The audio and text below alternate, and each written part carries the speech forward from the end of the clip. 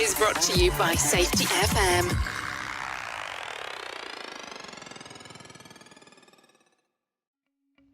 Welcome to Unapologetically Bold, I'm Not Sorry For. If you are a person that is tired of apologizing for being you, the human part of you that sometimes feels like it has to be different at home versus work versus play, the human side that just wants to be hot, humble, open, and transparent about your wants, desires, and uniqueness.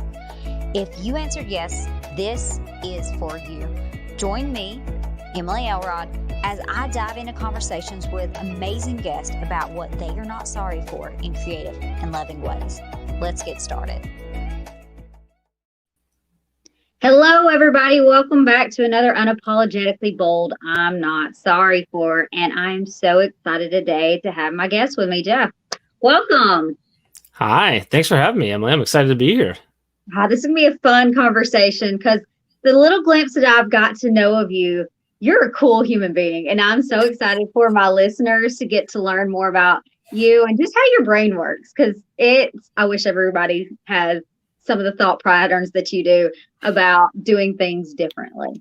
So before we get into it, tell people a little bit about yourself. So my name is Jeff Gargas. I live here in Northeast Ohio, a little south of Cleveland. I'm a father of two and a husband, and as I've thought back, I'm actually a pretty long time entrepreneur at this point as I continue to make myself feel old. I think I've been starting businesses for about 20 years now, and currently operate as the COO, and I'm one of the co-founders of something called the Teach Better team, teachbetter.com, and we work with school teachers, school leaders, school districts to help them teach better, and that there's a lot of ways in which we do that through professional development, support. We've got a podcast network, we've got a speakers network, we've got a podcast of our own, we've got online courses, and we do a lot of different things. And, I get to work with amazing educators every day and try to do whatever we can to help support them. And I get to work with an amazing team of mine, and really just loving life every day, even through the craziness that has been these last 8-9 months. So very, very blessed, very fortunate. I love it. Love it. Love it. Love it. So I appreciate you coming on, because I think what you're going to be talking today is a very important aspect of it. And for the people that are new to the show, just so you know, it's called Unapologetically Bold because our goal is to spread the message of you're a human. You're a human at home versus work versus play. You're a human everywhere. But sometimes we feel like we have to be different. But what if we tapped into that humanity? What if we tapped into it? And I think that leads into what you're not sorry for. So the name of the show is Unapologetically Bold. Jeff, what are you not apologizing for? I'm not sorry for always focusing on helping people. We've done that since day one of our company. We're about 6 years old right now. And to do that and to truly run our business and live our business for the purpose of what we're trying to do, which is to help teachers help kids, we've had to be really patient and to focus on that above everything else. We've had to, there's been a lot of people along the way that with all good intentions telling us, hey, you need to push for that sale more. You need to go after the sale. You need to go get it. Stop doing all that free stuff, because eventually like you're giving stuff away for free and you're taking yourself out of the equation. And we've had to be really patient with that and really focus on like, this isn't just a tactic for utilizing content marketing and the Content Inc. method or whatever. It's actually how we do things. It's how we're going to run our business. And I'm not sorry for that. So that's I love that. And my listeners may know this. I don't know if you probably don't, but my season right now is of learning patience. I always joke that. I love it. And so I think this flows in well, because the thing is what I've always been instructed by some of my great mentors is that you have a minimum of 2 years of hard work before you can even think about something paying off. If you are going from the aspect of caring for others instead of caring for yourself, and in, like you said, in helping and having a mission oriented versus selling and making money. Yes, we want to make money. Let's not like, sure. You got a family. We got a family we want to, but the patience that comes with it. So for you, I guess my first question is patience. Again, as I said, even before this, people don't also know that I'm on my phone doing this recording because great example of patience. great inhibitors but did not work, and now I'm on my fourth one. So I have to be patient, and I understand this, and this is a lesson that happens daily with me. As we'll go probably in later, I have a cow in my bathroom right now, so that's how things. Yes. Yeah. So it's like you have to be patient with some things in life, and tell people about that, like how patience does pay off, and even when other people are yelling, whenever you know in your gut it's right. I think it pays off because when you do get there then and you do find the success and the sales do come, you can look back and say, like, not only are we here, not only are we seeing success and furthering a mission, but we did it the right way. And you're building the right thing. For us, our patience has really paid off. A huge example has actually been our shift through this pandemic. In March, April, like K-12 schools shut down all across the country. That's who we service. And when they shut down, so does all their training and their professional development, which is what we do. And a lot of people that do similar stuff to what we do really started tripling down, really started chasing any warm leads they had, all these things, and really did that. And we've seen, unfortunately, a lot of them not survive the last 8 months. We made a decision. We actually in Chicago when the world was saying, like, don't go to Chicago because like everything was shutting down. And we made this decision. We said, okay, we're turning all sales off. Everything's off. We are going 1,000% support. We started doing daily we called them daily drop-ins every morning, Monday through Friday, 8 a.m. Eastern time. We were live on all our social media, just there to support, not really with a whole lot of agenda, but we started having people on and guests, and we were sharing advice, but really just sharing support of like, hey, we'll be your constant in a world that's not constant right now. We'll be your support piece here. And we did that for a couple months. I can't remember how long we actually went. And we were extremely patient in the sense of we didn't follow up on things. We didn't pester leads. We didn't chase down contracts that had been signed. We lost. It's been 3 days. I received phone calls that led to us losing 23% of our projected revenue for this year due to the pandemic. And as a small business, like that's not a percentage you want to lose ever. And we lost it. And if I'm being completely honest, in May, I talked to my co-founder, Chad, and I told him, I'm like, we both sat down. I'm like, we need to brush up our resumes because this could be the thing that ruins it, which is a really crazy thing to think of. And unfortunately, a lot of business has succumbed to that. But we were really, really patient. We waited for our audience to tell us they were ready to start talking about, about the instruction again, about advance and how do we do this, and that they wanted to start talking about, okay, how do we prepare for this new year in fall? We have no idea what it's going to look like. Even when we get there, it's probably going to change. Like, what do we do? And we were really, really patient and waited for that to happen. And then we end up having, we're right now rounding out the best year we've ever had, the highest profit margin we've ever had, more clients than we've ever had, we're further in our mission we've ever had. We've doubled the size of our team this year.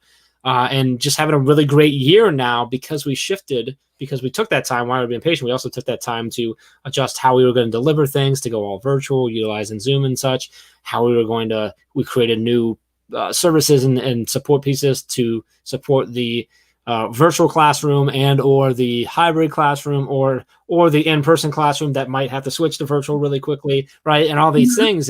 And so we filled up our July, August, September. We're just packed to the max with trainings and support sessions and stuff. And so that, for me, looking back, like as a very real and very close reflection on patience, the patience that we had through March, April, May just has extremely paid off in so many different ways. And I can go back further, like just our patience across the last 6 years has done that again and again. So it's a big thing. It's actually on another podcast. I can't remember which one it was. Just yesterday I had an interview. And I think I said the word patience like 5,000 times. So it's really that we're there today too. I guess it's my thing right now. So. Well, it is mine too. So that works out perfectly. That's good. And I think it's so important, especially as I talk about, I'm talking about my generation, but it's also others, that our human design is created now for what I say is quick hits. I call it the teenage cheerleader. It's the dopamine releases, which are like that rah, rah, good job, happy. We got to make you happy really quick, and then we don't get that happiness and then we got to go back, and so we constantly want these hits of rah, rah, like dopamine that happens from it. And it's this instant gratification world Mm-hmm. that you're living in. But that's also what our kids are being taught. There's good and bad from it. So yes, instant gratification, you know that as soon as you do a certain test, you get your score. You know right away, or information. I can Google something. I can get it right away. You know, literally, again, talk about the cow. Last night, my cow's sick. So we have a baby cow that I married into a farm. And I know nothing about cows other than my husband does, and he's not here right now. So he's at work, he's off. And I used Google last night to say, how do I take care of a baby cow that's sick? And it's in my bathroom because I felt like it was too cold last night. But it's things like that. It's like the technology is great and we love it, but it's also, there's this double edge that comes with it. Mm-hmm. And so when it comes to helping people versus selling people, what I love is that you already have enough, what is it, the stimulus is, you already have enough coming at you in life as is. Mm-hmm. When it's there to support, like how much difference has your customers, have they said about the experience in it? Or I'm assuming you probably got a lot of gratitude for you not yelling at them to say, hey, give me money. Yeah, I mean, absolutely. And we've always done this, but I think it's really been amplified this year is, for the first, when you get into business, everyone always asks you, like, what's your differentiator? What's the thing that makes your business different and all this stuff? And we've had a lot of ideas for that. Well, we really focus on follow-up versus just being like a one-off, training session where we're always available. We're young, so we're agile, blah, blah, blah, blah, blah. I've really realized over the last, 8, 9, whatever months that I think the thing that separates us from so many is family.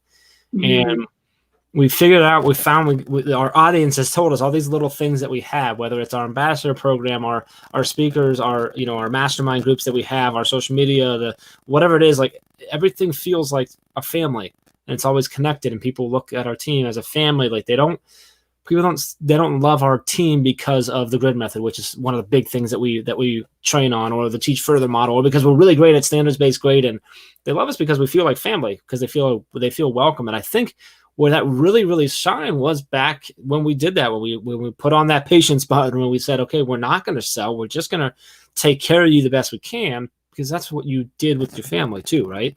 Mm-hmm. And I'm not even going to pretend like that's what we were thinking then, right? That just was our default to go to OK Support. But as I've reflected back, I'm like, yeah, because we're just taking care of them. That's our family. And that kind of goes back to when we created we originally started as the grid method. We became Teach Better because we do so much more than that now.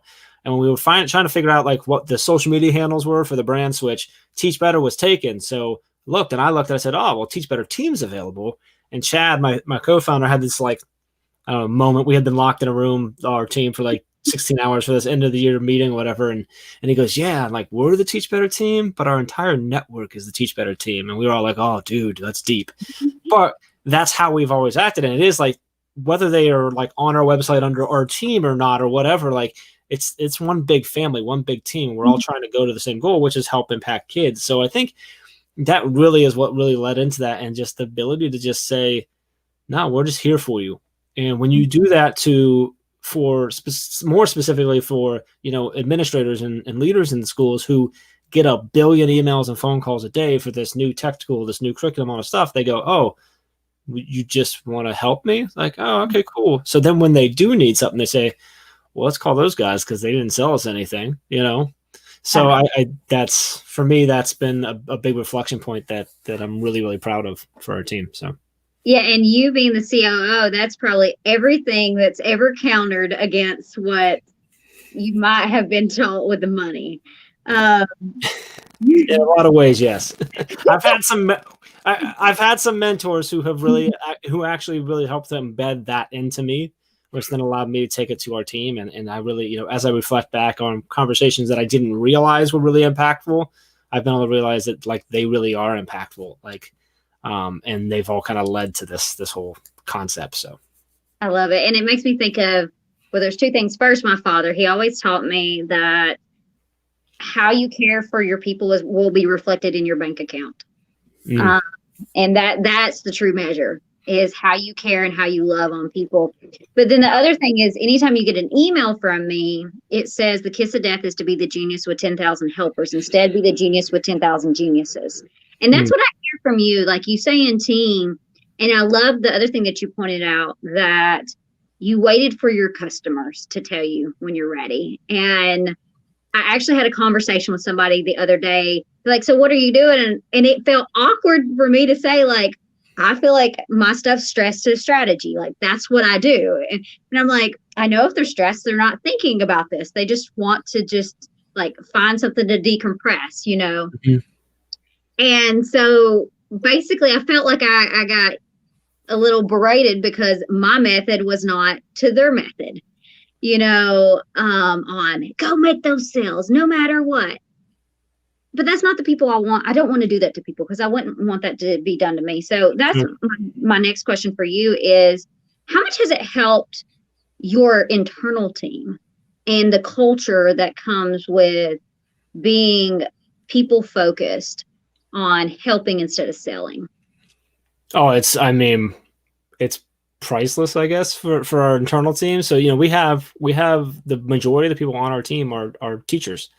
Mm-hmm. The majority of them still in the classroom full time that work for us part time. And, you know, it would be very difficult to have all these people jump on with us and tell them, go sell a bunch of teacher stuff. Because they're teachers and like that's not what we're doing, right? Or go sell a bunch of administrator stuff. And they're going to say, well, I'm a classroom teacher, I'm going to go sell a bunch of administrators. Like, that's a weird vibe and stuff.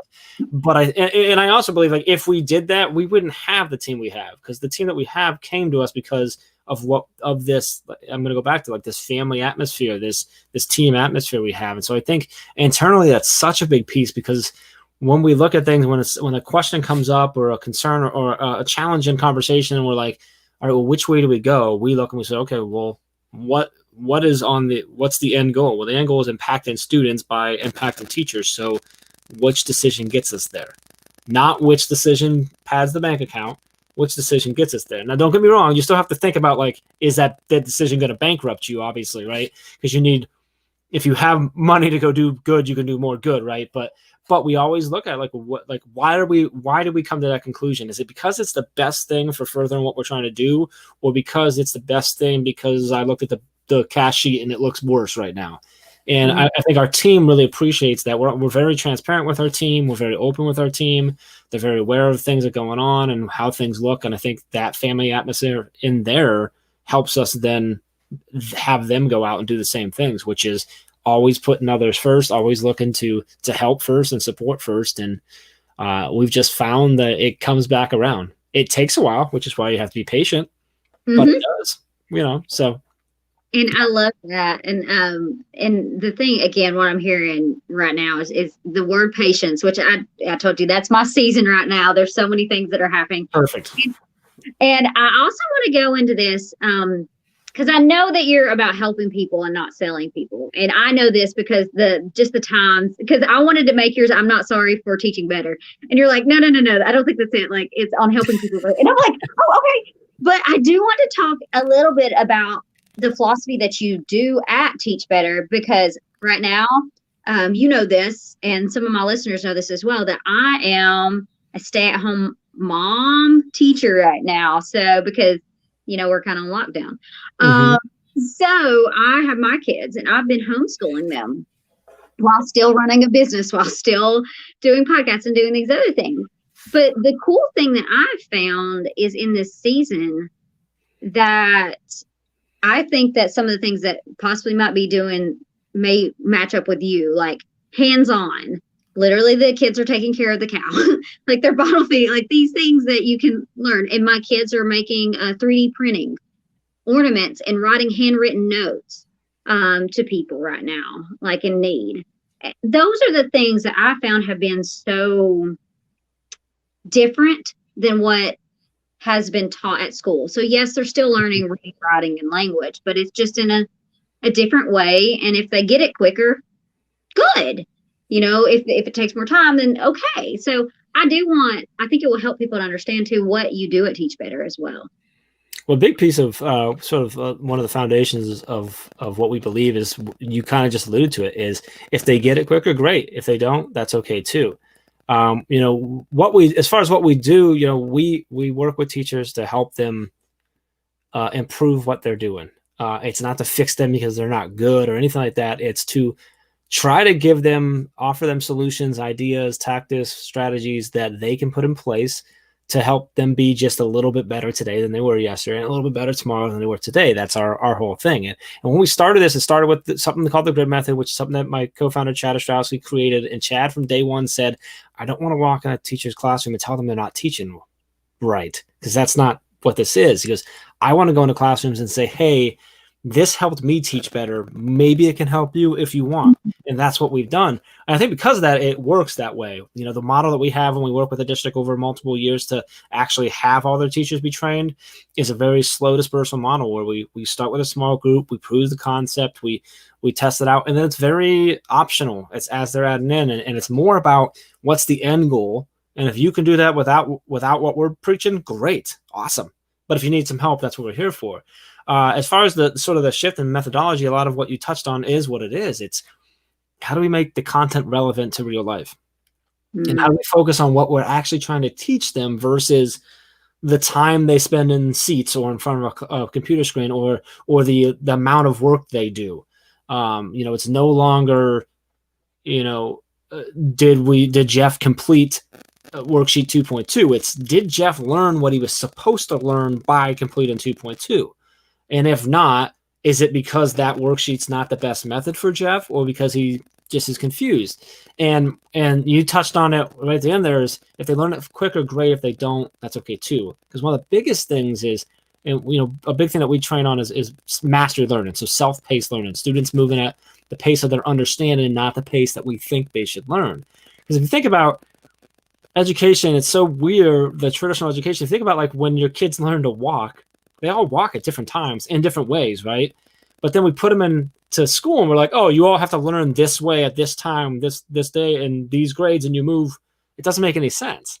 Mm-hmm. And if a kid doesn't understand 2 + 2 and we move them on to multiplication, they're probably never going to catch up because that gap's never going to get filled. And so focus on, it's not about what the kid's doing, it's what's the kid learning, what are they actually taking away. And so that's one of the big things that we work on with educators, is how do we make sure that we're aligning everything we do in the classroom to the standards that they have to be going after? How are we making it relevant? How are we making it engaging? And how are we properly assessing their growth and their understanding of the knowledge, or their understanding of the content, not the completion of the task? Like, what are we actually getting them there? So that's kind of a broad, quick overview of what we really work with. And in the mix of there's a whole bunch of little stuff that are little pieces of all of that. So depending on what individual schools and teachers need, we may work on a small piece of that or a bigger piece of that or whatever. And that can be anywhere from a 60 to 90 minute session to a 1 or 2 day workshop to, a 3 to 5 year plan for, a big rollout with the district. So I hope that summed it up enough. No, I love it. So here's the thing. I want to nerd out a little bit this for my audience too, because they know how I love how humans work. And why I love what you do so much is there's one part of it, it's self-pace and it's self-mastery.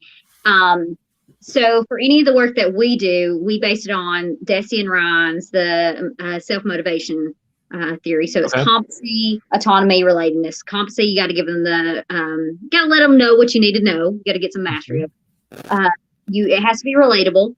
I always joke that some of the stuff that I've received on like the wellness or safety world would be about snow. Well, I'm in Georgia. Do you know how much snow I've seen in my life? Like zero. That's why when it snows a little bit, you shut down everything, right? Yes, that's exactly. That's all that we know. There's one snowplow for the entire state. I know. My older brother's down in Atlanta. It's crazy down there. Yeah. And you will get bread. All the bread will be gone. And all the bread will be, that's right. All the bread's gone. We don't know why yet, but we still do that. But it's competency, autonomy, then relatedness. Like those are the things that make things what we found to be successful and what drives human behavior. And that's kind of what you're doing with the kids. You're giving them the knowledge. You're giving it in the aspect of, you're also doing this with your staff or the teachers that you're teaching, is if it works, great. It's your choice. You take it, you own it. because what you own, you will do the best at, and that is so important. And just like you do that with the teachers can do that with the kids. And it almost has this multiplying effect that I love to see. And that's really important, especially for my listeners to get on and to learn in on and get on. The best way that you're going to learn is the best way that you're going to learn. So you need to figure out what way is the best way that you're going to learn. And we're all different. We're all humans, and you're bringing humanity to it. That is beyond important, because what I say a lot of the times is I wish that the people that I work with were taught some of this stuff at a younger age, that they were taught sooner. And that's why I love, again, the work that you guys are doing. It's because in essence, you're teaching them at a younger age to rely on themselves, bring and give them confidence. Don't focus on them being a product, that they are not in essence, what you do. You have to do more and do more and do more and do more, because that can weigh down on your soul. And especially whenever you're talking about patience, you can get burned out from it. And that's what I'm seeing a lot of people do, is they're doing everything and they're trying to switch and do every lever that they can possible, and they're absolutely burned out, instead of understanding how humans are designed and how we can make the next generation better, or how we can make our generation better, just one day better. So I am like, I am so in love with what you're saying, and I love it.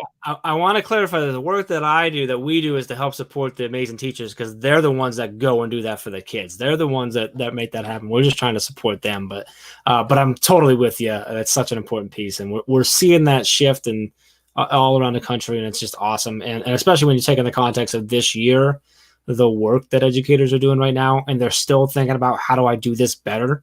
When honestly, it's perfectly cool if they're just trying to survive, but they're thinking like, how do I do this better? And all they're thinking about is, how do I do this better for my students? And it's one of my favorite parts of the job, is the fact that educators are just amazing, and they want that. They want everything you're just talking about for their students, and they're still working in the midst of all of this. They're still working so hard to do that. So little shout out, little love shout out to all those educators, because make my life better. They do. And I always say that whenever my kids go back to school, that full time, that I am blessed with this group of the school that we do have, and that they do. As soon as you walk in the door, it says you are loved, and bring that family aspect to it. And I think that continuation of just letting people learn and grow and be amazing human beings, And so I appreciate you so much. So I got a 2-part final question. First one is, people are apologizing for focusing on helping people versus selling people. What would you tell them? Oh, what would I tell them?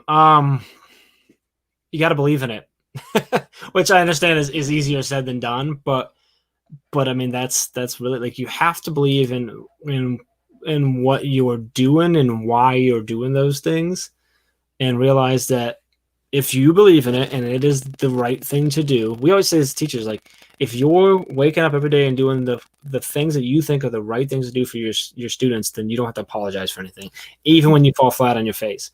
And so if you're done apologizing for something because you believe in it, you have to believe in it to the point where if someone else criticizes, try to bring it down, like, that's not worthy of stopping you from doing that. So really, really believe in it, reflect, and make sure it's what you believe in, and then trust your gut and your soul on that, and just don't let them stop you from doing that.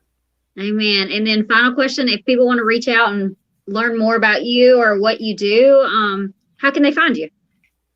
So our best place to find everything we do is at teachbetter.com. The team is at teachbetterteam on all the social media profiles. I am Twitter is probably the best place to get me. I'm at Jeff Gargas, Gargas. On Instagram, I'm at _Jeff Gargas. And then, honestly, I love communicating and chatting. Anyone can email me anytime, Jeff@teachbetter.com, and happy to connect. Awesome. Well, I appreciate you so much for coming on. I appreciate you so much. You know that? Well, thank you. This has been a fun conversation, and I'm excited for the listeners to hear in. So until next time, y'all have a blessed one.